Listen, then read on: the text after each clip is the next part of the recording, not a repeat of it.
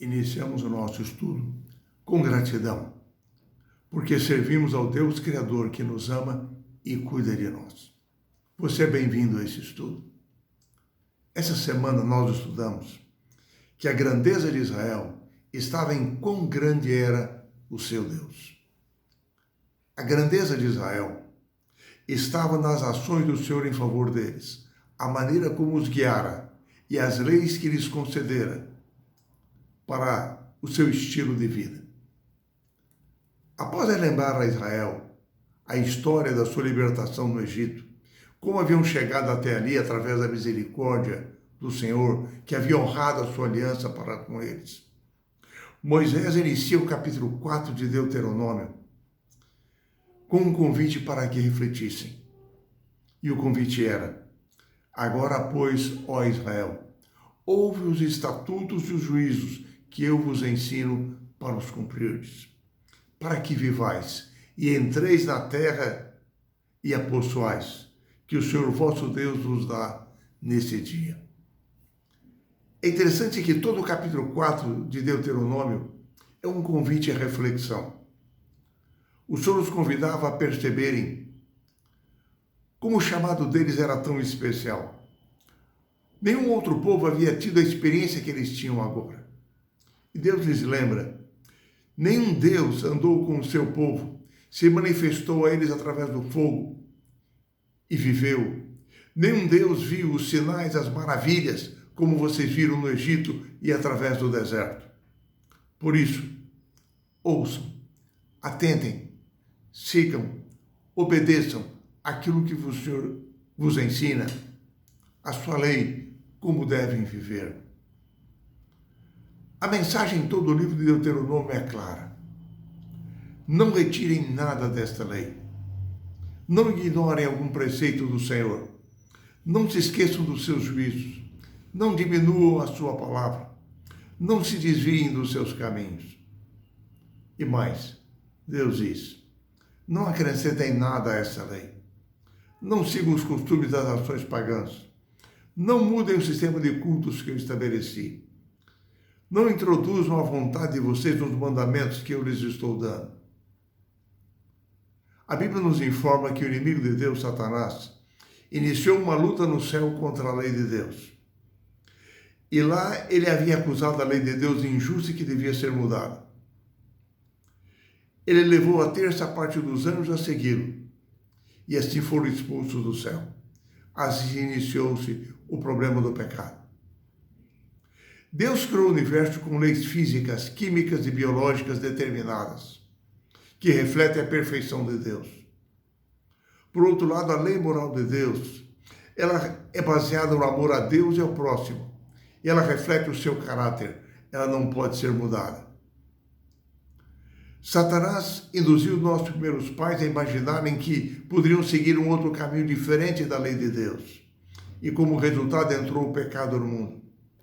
A Bíblia diz que o pecado é o desvio, a transgressão da lei de Deus, a desarmonia com seu caráter, o afastamento de Deus, do relacionamento com Ele, independentes de Deus e da sua vontade, trazendo como consequência a morte, porque ela nos afasta da fonte de vida. A lição destaca na parte de segunda-feira que quando Deus deu esta mensagem de Deuteronômio, Ele nos lembrou da experiência que está relatada em Número capítulo 25. Quando acampados no deserto de Sim, próximo à terra de Moabe, Balaque, rei de Moabe, seguindo as orientações de Balaão, havia organizado festas ao deus Baal-Peor, que eram festas idólatras, e convidou os jovens de Israel para acampados ali perto para participarem daquelas festas. Os filhos de Israel não apenas dançaram, cantaram, beberam, comeram naquela festa pagã, como em indulgência com a sua natureza carnal, eles terminaram por se prostituir com as filhas dos moabitas. A prostituição carnal os induziu à prostituição espiritual, que era o objetivo final do inimigo, E assim eles ofereceram sacrifícios ao deus pagão Baal-peor. A ira do Senhor logo se manifestou. Enviou-lhes uma praga e 24.000 israelitas morreram. Agora, quando estavam para entrar na terra prometida, o Senhor os lembrou. Aqueles morreram, porém vós, que permanecestes fiéis ao Senhor, vosso Deus, hoje aqui estáis vivos. Todos aqueles que haviam sido fiéis ao Senhor, não haviam adorado a Baal-peor, participado das festas pagãs, estavam vivos. Mas o que era ser fiel? Em Deuteronômio capítulo 10, verso 24, nós lemos o que era e o que é ser fiel ao Senhor. E Deus diz: ao Senhor teu Deus temerás, a Ele servirás, a Ele te chegarás, e pelo seu nome jurarás. A palavra hebraica seguir, devki, indica um forte compromisso de aderir a alguém. É utilizada pela primeira vez em Gênesis capítulo 2, verso 24, referindo-se ao casamento de Adão e Eva. Essa palavra significa apegar-se, seguir, viver junto com alguém. Ela é utilizada 4 vezes no livro de Deuteronômios. Ou seja, o povo deveria entregar-se ao Senhor, amá-lo, servi-lo de todo o coração, andar com Ele, dele obter força e poder para segui-lo, amá-lo, obedecer a sua palavra. Ao estudarmos o verso áureo desta semana, em Deuteronômio 4:8, nós vemos a pergunta de Deus: e que grande nação há que tenha grandes estatutos e juízos tão justos como toda esta lei que eu hoje lhes proponho? Convém lembrar que, quando foram formados como nação, os israelitas não eram o maior povo, o mais rico e o mais culto. Não, eles eram um povo pequeno, pobre e despreparado. A grandeza de Israel estava não neles, mas em quão grande era o seu Deus. Nas suas ações, como ele dirigiu o seu povo. Nenhuma nação, disse o Senhor, possui um conjunto de leis como aqueles possuíam agora. Mas aquele conjunto de leis era justo, porque aquele que havia concedido aquela lei era um Deus justo. E assim a lei refletia o seu caráter, como Deus era, como Deus queria que eles vivessem como povo, como nação do Senhor.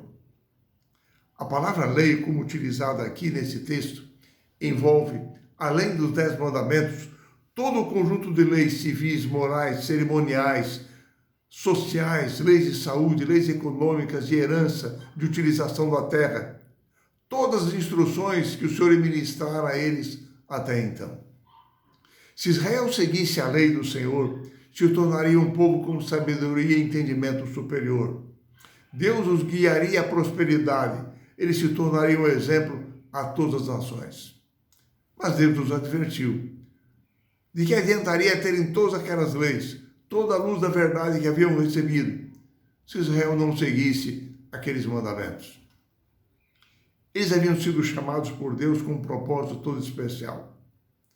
E o Senhor lhes disse: primeiro, o Senhor andaria com eles, estaria no meio deles, através da Shekinah no santuário do deserto. Segundo, o Senhor manifestaria o seu poder ao liderá-los. E as nações perceberiam a diferença entre o Deus de Israel, o Deus verdadeiro, e os deuses de pau e pedra que eles adoravam. Terceiro, eles seriam uma luz para os povos. As leis que o Senhor lhes havia dado eram leis distintas, que os distinguiriam das demais nações. Assim, eles se tornariam uma sociedade justa, próspera, e o Senhor lhes concedeu todas as condições a fim de se tornassem a maior nação sobre a face da terra. E, finalmente, eles anunciariam e preparariam o mundo para a vinda do Messias, para estabelecer o seu reino. Enfim, através dos séculos, tanto no Velho como no Novo Testamento, Deus tem guiado os seus filhos. Deus tem manifestado a eles o seu poder em suas vidas.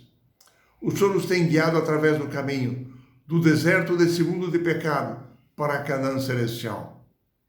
Esse é o nosso grande privilégio hoje.